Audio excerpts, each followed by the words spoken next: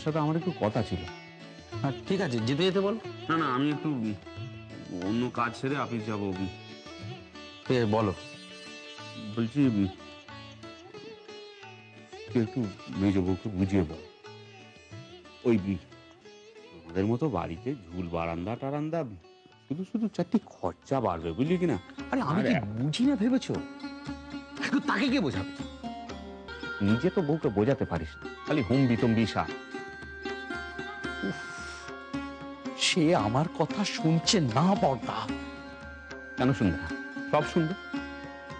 আর আমি যেন এই নিয়ে বাড়িতে আর একদম অশান্তি না দেখে বলে দিলাম, শুধু তোর জন্য মার কাছে দেভার কাছে মেজ বউ কথা শুনছে, ভাল লাগছে? ও, আর আমি কথা শুনছি না? সে শুনলে তুই তোর নিজের মোটা বুদ্ধির জন্যই শুনছিস। আর যাতে সেসব শুনতে না হয় তার ব্যবস্থা করো। ভদ্রভাবে ভালো করে তাকে বোঝাবে, কেমন? ভালো করে বোঝালে সে নিশ্চয়ই শুনবে। চললু মা।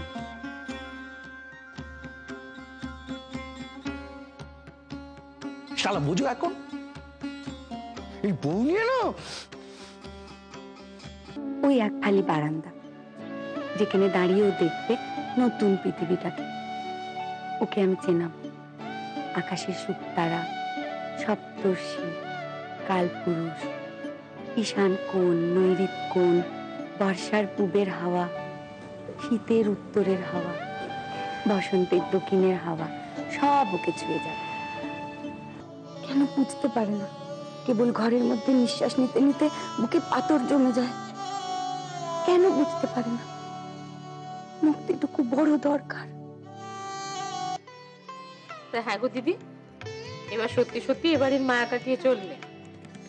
মায়াকে এত তাড়াতাড়ি কাটানো যায়? দরকারে ছাড়তে হয়, মায়া পড়েই থাকে। ও মা গো, রাস্তার উপর ঝুল বারান্দা! তোমার মেজু বউয়ের মাথায় এসব খেয়াল আসে কোথা থেকে বলো দেখিনি? জানি না, জানতেও চাই না। ও কি কথা গো? সে আর কি বলতে চাইছে? জানি না আমি, তার ফিরিস্তি দিতে আমি পারবো না। ডাকছি শুনতে পাচ্ছ না? কি শুয়ে পড়লে যে বড়। এখন কি করতে বলো? কি করতে? খবর কাজ পড়বে না? না। কেন? ইচ্ছে করছে না। ওই শখের কথা মায়ের কাছে বলতে গিয়ে বেইজ্জতটা হলো কে? অপমানটা কার হলো? আমার। অথচ দেখো মেজাজ দেখাচ্ছে নুনি, যেন আমি চোরদায় ধরা পড়েছি।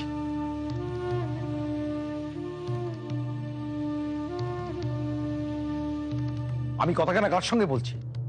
একটা জবাব তো দেওয়া যায় নাকি? কোন কথার জবাব দেব?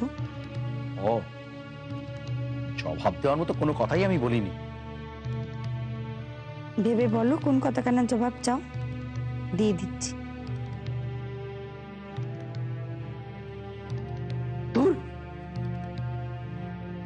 দেখো মা, আমরা যেমন মাপের মানুষ তত্ত্বও তো তেমনটাই পাঠাবো। সে তো বটেই। আর রাজুর শ্বশুর বাড়ির সঙ্গে কি আর আমাদের ক্ষমতার তুলনা চলে? তারা সব রায় বাহাদুর টায় বাহাদুর। বলি পেবর গলাটা কি রান্নাঘর অব্দি পৌঁছেছে, নাকি আমি গলা ছেড়ে চায়ের কথাটা বলবো? হ্যাঁ গো বদ্দি, মেজদির তো না হয় বুঝলো, কোনো কালই জামাই ষষ্ঠীতে বাপের বাড়ি যাওয়া হয়নি। দিদির বাপের বাড়ি থেকে তো তবু প্রতিবার বর ঠাকুরের জন্য ধুতি কাপড় আসে। তেমনটা বলতে গেলে আমাকেই বলতে পারো। সেই প্রথমবার কি সব এসেছিল? আর কখনো আসেনি। ও মা, কেন গো? তোমার বাপের বাড়ি থেকে জামাই ষষ্ঠী তত্ত্ব কেন আসে না তো উনি জানবেন কি করে? উনি সব বিষয়ে সব জানেন কি না?